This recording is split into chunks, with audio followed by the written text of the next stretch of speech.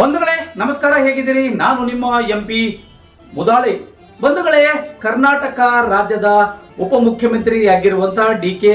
ಶಿವಕುಮಾರ್ ವಿರುದ್ಧ ಇವತ್ತು ಬೀದರ್ ನಗರದಲ್ಲಿ ಬಿಜೆಪಿ ಪಕ್ಷದ ವತಿಯಿಂದ ಪ್ರತಿಭಟನೆ ಹಮ್ಮಿಕೊಳ್ಳಲಾಯಿತು.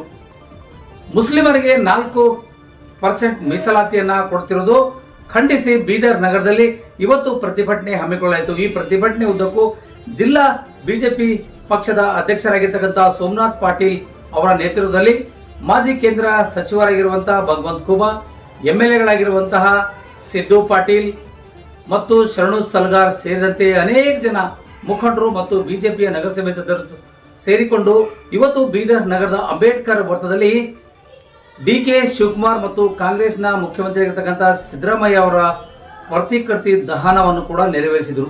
ಇದೇ ಸಂದರ್ಭದಲ್ಲಿ ಅನೇಕ ಜನ ಪೊಲೀಸ್ ಅಧಿಕಾರಿಗಳನ್ನ ಆ ಬೆಂಕಿಯನ್ನು ನುಡಿಸಲು ಹರಸಾಹಸ ಪಟ್ಟಿದರು.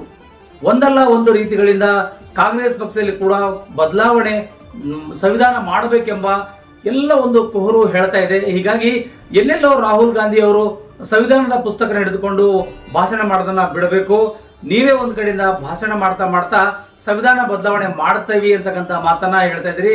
ಅಂತ ಹಾಗೆ ಕರ್ನಾಟಕ ರಾಜ್ಯದಲ್ಲಿ ಸಹ ಉಪಮುಖ್ಯಮಂತ್ರಿ ಆಗಿರುವಂತಹ ಡಿ.ಕೆ. ಶಿವಕುಮಾರ್ ಅವರು ಸಹ ನಿನ್ನೆವೂ ಒಂದಿಷ್ಟು ಸಂವಿಧಾನ ಬದಲಾವಣೆ ಕುರಿತು ಮಾತನಾಡಿದರನ್ನ ಖಂಡಿಸಿ ಇವತ್ತು ಬೀದರ್ ಜಿಲ್ಲೆಯಲ್ಲಿ ಬಿಜೆಪಿ ಪಕ್ಷದ ವತಿಯಿಂದ ಬೃಹತ್ ಪ್ರತಿಭಟನೆ ಹಮ್ಮಿಕೊಳ್ಳಾಯಿತು. ಬನ್ನಿ, ಏನೇನಾಯ್ತು, ಏನಾಗಿಲ್ಲ ಎಂಬುದನ್ನ ನಿಮಗೆ ಇವತ್ತು ನಾವು ನಮ್ಮ ನಾರಾಜ್ ಎಕ್ಸ್ಪ್ರೆಸ್ ಸುದ್ದಿವಾಹಿನಿಯಲ್ಲಿ ಸಂಪೂರ್ಣವಾದ ವಿವರಗಳನ್ನು ತೋರಿಸ್ತೀವಿ.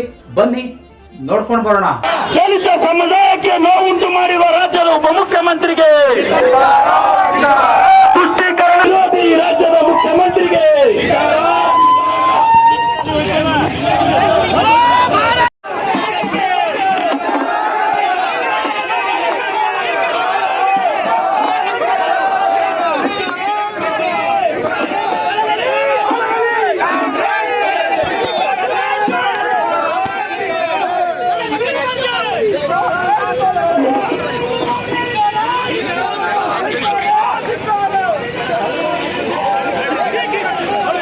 ಒಂದೇ ಅಂಬೇಡ್ಕರ್ ವಿರೋಧಿ ಕಾಂಗ್ರೆಸ್ ಪಕ್ಷಕ್ಕೆ,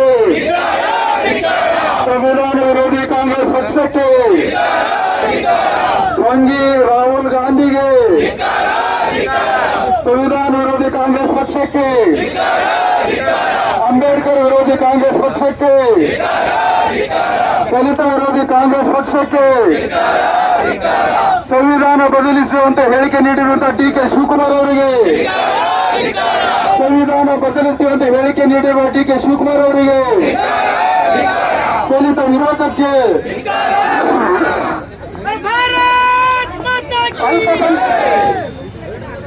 ಭಾರತ್ ಮಾತಾ ಕಿ, ಅಲ್ಪಸಂಖ್ಯಾತರಿಗೆ ಗುತ್ತಿಗೆಯಲ್ಲಿ 4% ರಿಸರ್ವೇಶನ್ ನೀಡಿದ ಕಾಂಗ್ರೆಸ್ ಸರ್ಕಾರಕ್ಕೆ, ದಲಿತ ವಿರೋಧಿ ಕಾಂಗ್ರೆಸ್ ಸರ್ಕಾರಕ್ಕೆ. ಈಗ ಇಲ್ಲಿ ನಮ್ಮ ಸಭೆಯನ್ನು ಉದ್ದೇಶಿಸಿ ನಮ್ಮ ಬೀದರ್ ಕ್ಷೇತ್ರದ ಅಭ್ಯರ್ಥಿಗಳಾಗಿದ್ದಂತ ಈಶ್ವರ್ ಸಿಂಗ್ ಅವರು ಮಾತನಾಡಬೇಕಂತ ವಿನಂತಿ ಮಾಡ್ತೀನಿ. ರಾಜ್ಯದ ಮುಖ್ಯಮಂತ್ರಿಗೆ, ದಲಿತ ವಿರೋಧಿ ಕಾಂಗ್ರೆಸ್ ಪಕ್ಷಕ್ಕೆ, ಸಂವಿಧಾನ ಕಗ್ಗೊಲೆಗೆ ಹೊರಟಿರುವ ಕಾಂಗ್ರೆಸ್ಗೆ, ಸಂವಿಧಾನದ ಕಗ್ಗೊಲೆಗೆ ಹೊರಟಿರುವ ಕಾಂಗ್ರೆಸ್ ಪಕ್ಷಕ್ಕೆ, ನಕಲಿ ನೀತಿಗೆಟ್ಟ ರಾಜ್ಯದ ಉಪಮುಖ್ಯಮಂತ್ರಿಗೆ, ಅಂಬೇಡ್ಕರ್ ವಿರೋಧಿ ರಾಜ್ಯದ ಉಪಮುಖ್ಯಮಂತ್ರಿಗೆ, ದಲಿತ ಸಮುದಾಯಕ್ಕೆ ನೋವುಂಟು ಮಾಡಿರುವ ರಾಜ್ಯದ ಉಪಮುಖ್ಯಮಂತ್ರಿಗೆ, ದಲಿತ